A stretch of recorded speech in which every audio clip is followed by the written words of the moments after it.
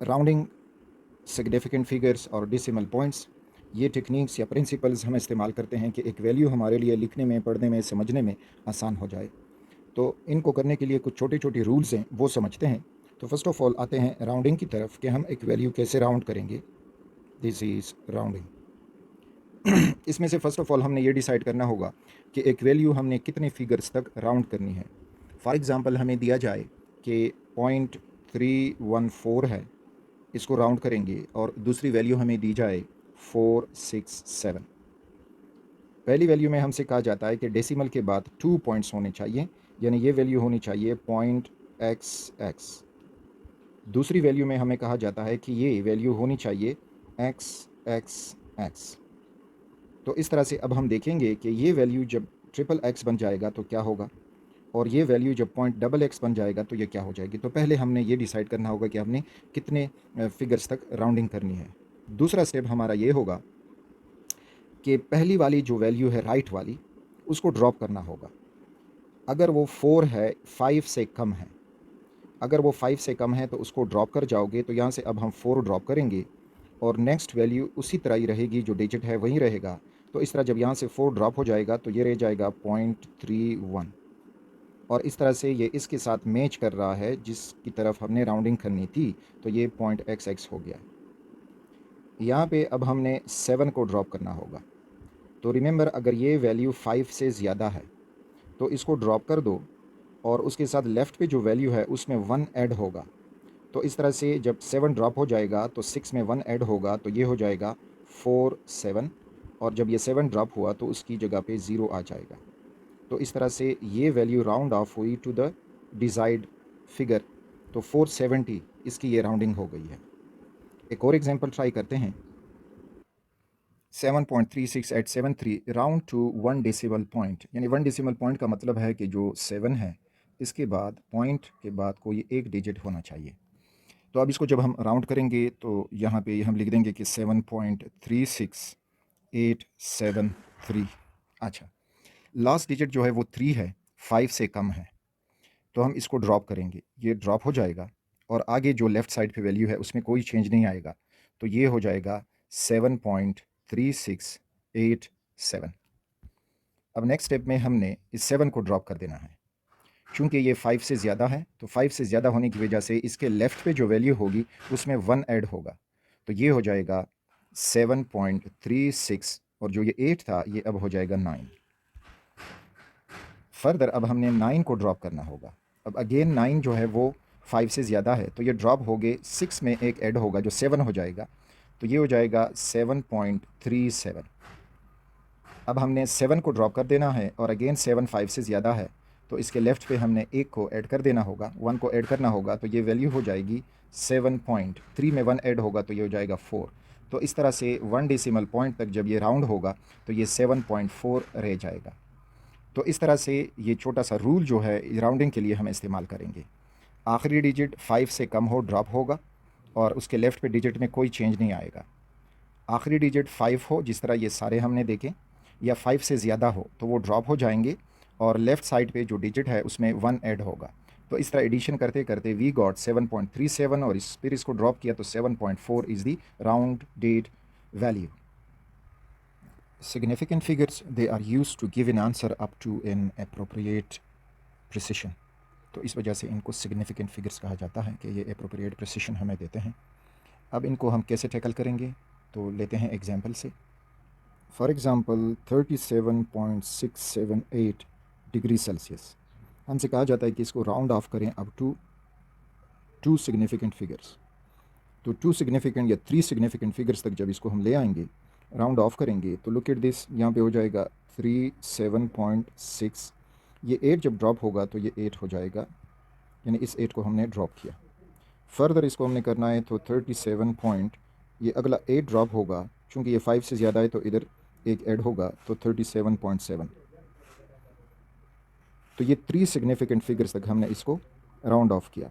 अगर 2 significant figures तक होता तो फिर ये 7 ड्रॉप होता, और इधर हम ऐड करते तो फिर ये हो जाता 38 डिग्री सेल्सियस।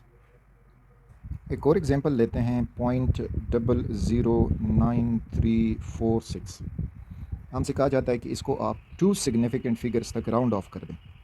तो 2 सिग्निफिकेंट फिगर्स तक जब ये राउंड ऑफ होगा तो फर्स्ट ऑफ ऑल यहाँ से 6 ड्रॉप हो जाएगा और ये हो जाएगा 0.0093, और चूँकि 6 5 या 5 से ज़्यादा है तो इस वजह से ये हो जाएगा 5। अब इसमें हो गए हैं 3 सिग्निफिकेंट फिगर्स। आगे जब जाएंगे तो 0.009 5 जब ड्रॉप हो जाएगा तो ये हो जाएगा 4।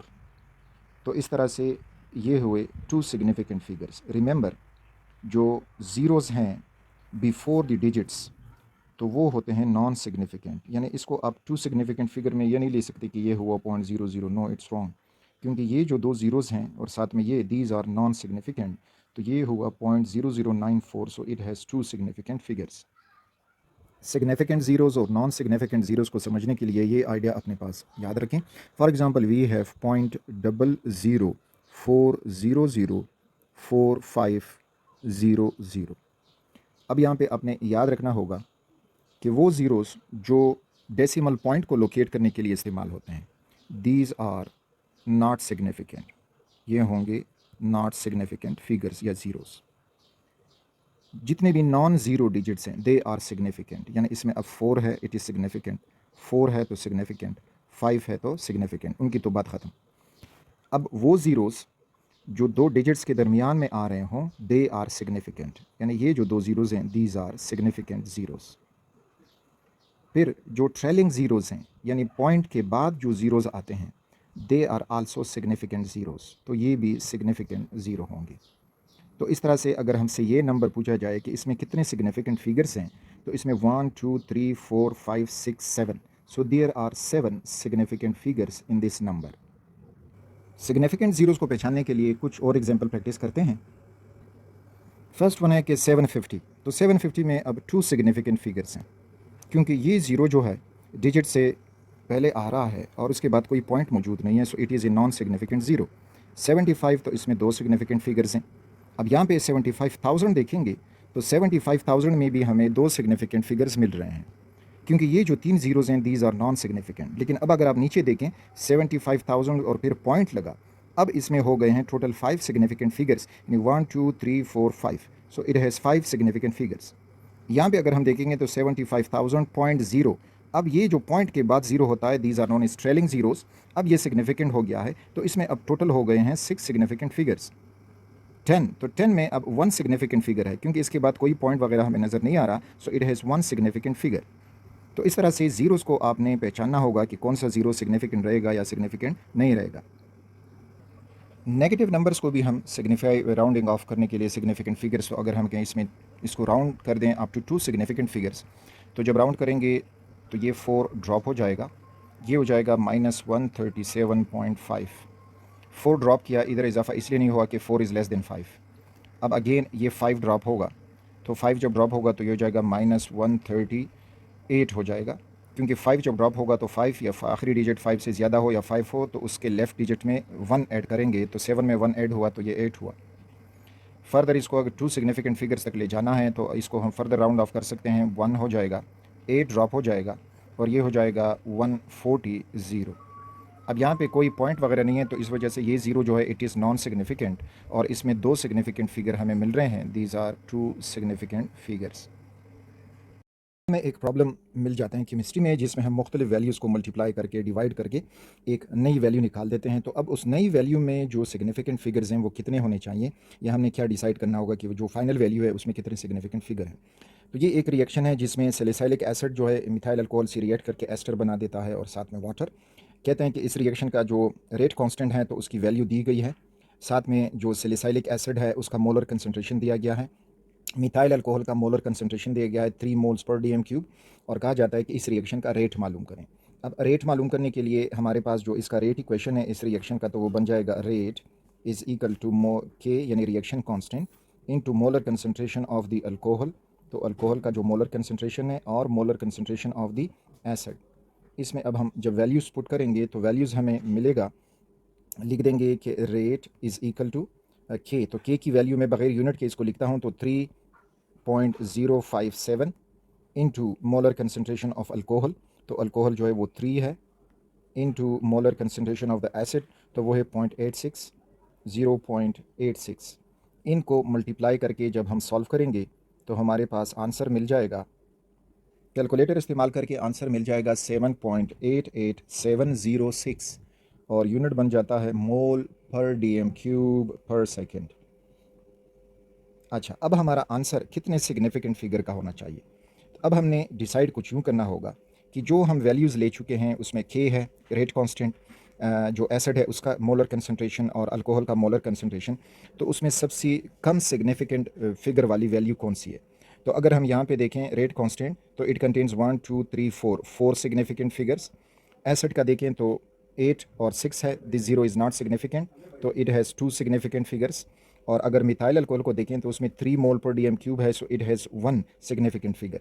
तो हमारी आंसर भी हम राउंड ऑफ करेंगे अप टू 1 सिग्निफिकेंट फिगर, क्योंकि हमारे पास जो वैल्यूज़ थी उसमें सबसे छोटी वैल्यू 1 सिग्निफिकेंट फिगर्स की है जो अल्कोहल की है।